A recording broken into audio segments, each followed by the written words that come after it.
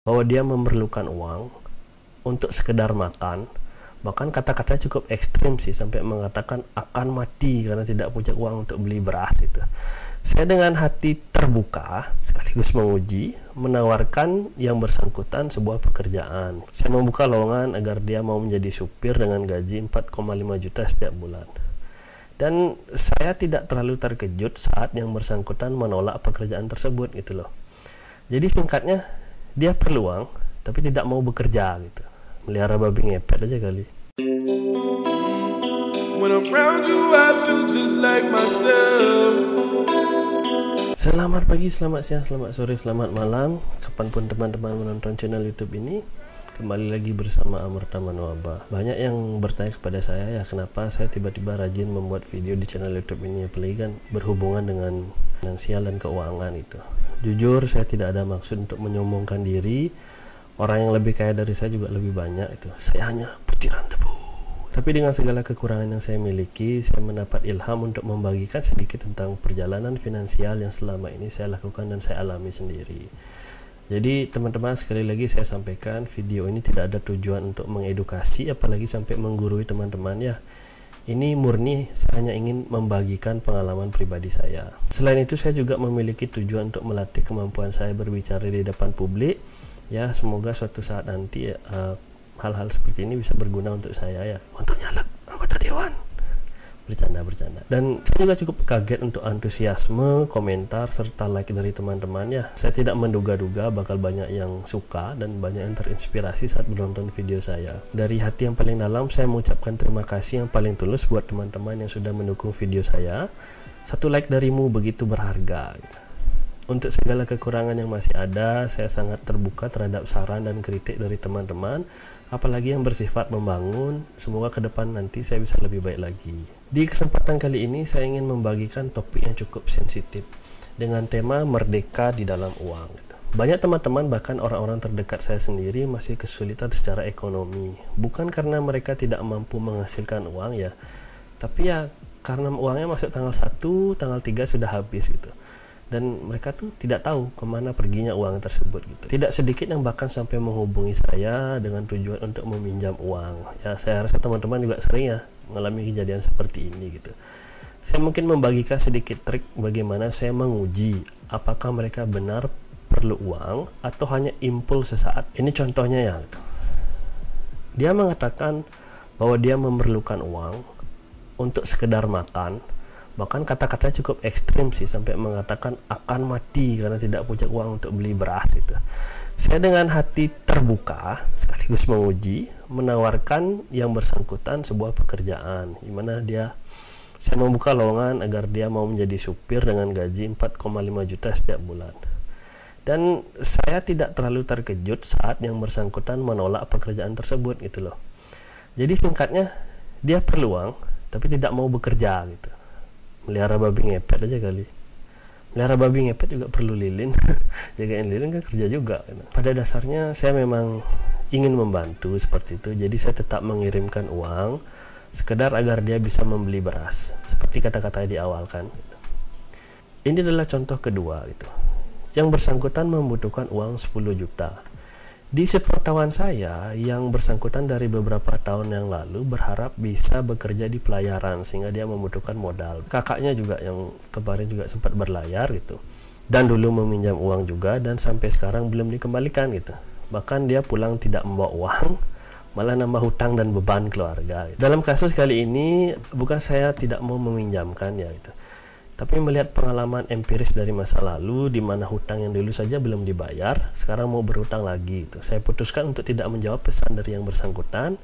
Ingat, no respon atau tidak menjawab adalah juga sebuah respon. Jangan salah ya teman-teman, saya tidak menyudutkan teman-teman yang kerja di pelayaran. Saya punya banyak teman-teman yang juga bekerja menjadi OB, kitchen, cleaning di kapal, dan banyak yang berhasil sampai bisa membeli mobil untuk orang tuanya, bahkan sampai membeli rumah sendiri. Teman baik saya saat SMA memang salah satunya dia orangnya giat dan tekun, itu juga disiplin. Jadi setiap dia pulang dari berlayar, dia bercerita tentang beratnya tantangan yang dia hadapi, tapi dia tidak pernah mengeluh.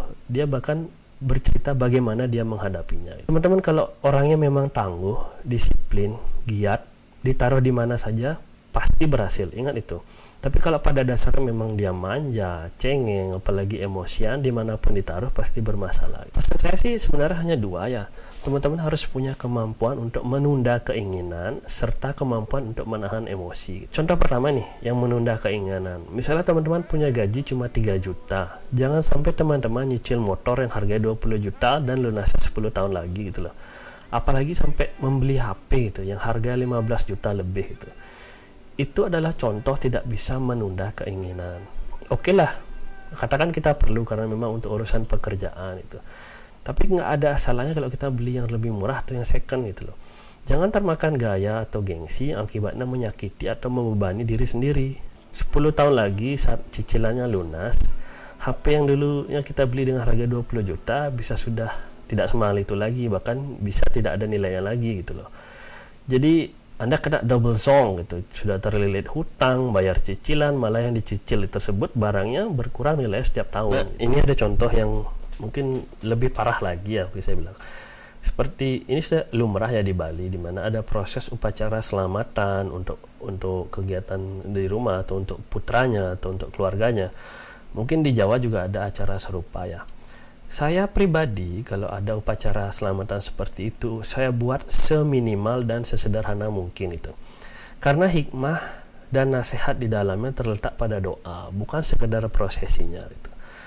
Memang sih sempat dijadikan omongan oleh keluarga yang jauh ya, jauh banget itu. Jadi katanya saya kayak, wah ini orang kaya, tapi kaya amin gitu kan. Tapi kok bikin acara kecil-kecilan, bahkan tidak ngundang siapa-siapa.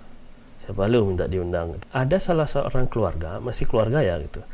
Dia mengadakan acara selamatan untuk putranya dengan cukup meriah dan besar, mengundang banyak orang. Pak, padahal masih pandemi Pak, alhasil mendapat pujian dan tepuk tangan.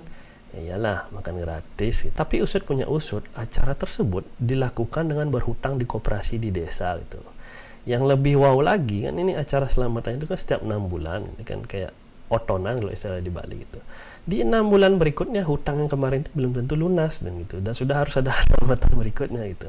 Di dalam logika saya ini kan sesuatu yang nggak masuk akal, tapi di luar sana banyak yang menganggap ini normal gitu. Apalagi kalau pegawai negeri nggak ngutang, rugi punya SK pegawai katanya. Please teman-teman, mari kita renungkan lah. Andai kata uang yang untuk selamatan itu kita simpan di reksadana atau di saham lah gitu.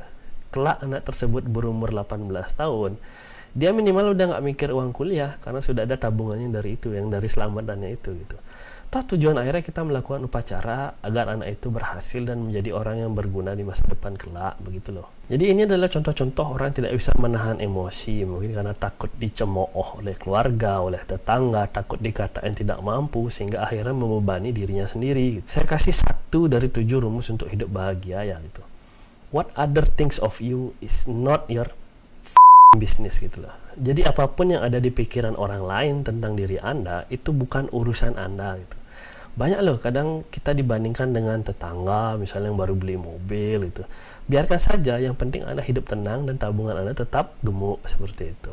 Ini contoh lainnya ada lagi. Dia membeli mobil waktu itu EPV, kalau ada teman-teman yang tahu kan. EPV bekas harganya 80 juta. Itu 8 tahun lalu ya. Dengan harapan bisa kerja jadi supir dan cari tamu gitu. Yang ada sekarang mobilnya nganggur, tidak ada pemasukan sejak 2 atau 3 tahun lalu, selain tidak bisa beli bensin, tapi juga karena mobilnya sering mogok dan malah makan biaya gitu loh. Andai kata 8 tahun lalu, uangnya 80 juta ditaruh di saham. Anggaplah kita beli 100 lot saham BCA ya teman-teman ya. Waktu 2012 kan harganya sekitar Rp8.000. Sekarang kan harganya menjadi Rp32.000 per lot gitu. Dari modal 80 juta sudah menjadi 324 juta loh. Belum lagi dapat pembagian dividen setiap tahunnya gitu. Sekarang 320 juta ditaruh di reksadana obligasi atau reksadana pemerintah yang lebih aman. Sebulan tuh bisa dapat return 1,8 juta. Ya, duduk tenang, gak apa-ngapain dapat uang segitu. Apalagi yang bersangkutan belum menikah, tidak punya tanggungan, hidup di desa dengan uang segitu rasanya lebih dari cukup ya gitu loh. Jadi menjadi kaya dan merdeka dalam uang itu sudah ada rumus pastinya. Dan ingat, tujuan orang itu beda-beda loh teman-teman. Makanya rumus yang dipakai setiap orang itu berbeda-beda. Dan semua itu tergantung kembali pada tujuan Anda untuk berinvestasi. Bahkan belum tahu tujuannya mau kemana gitu. Ingat ya, Jadi kaya itu bukan sebuah tujuan. Anda harus afirmasi nilai yang Anda perlukan. Misalnya Anda perlu 5 juta sebulan. Anda cukup nyari 1 miliar, taruh di deposito atau reksadana, sebulan dapat 5 jutaan. Jadi tujuan Anda adalah 1 miliar gitu loh.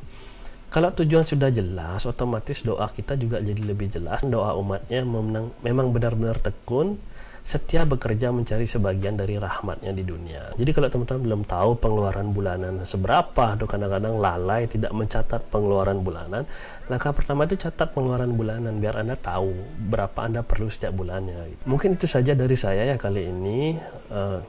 Teman-teman juga harus selalu ingat, perjalanan 1000 km selalu dimulai dari satu langkah kecil. Jangan hanya diam, apalagi malas memulai. Karena hanya pada kewajiban atau pelaksanaan tugasnya kita memiliki hak itu loh. Untuk hasil serahkan pada Tuhan. Semoga semua sehat selalu. Bye bye.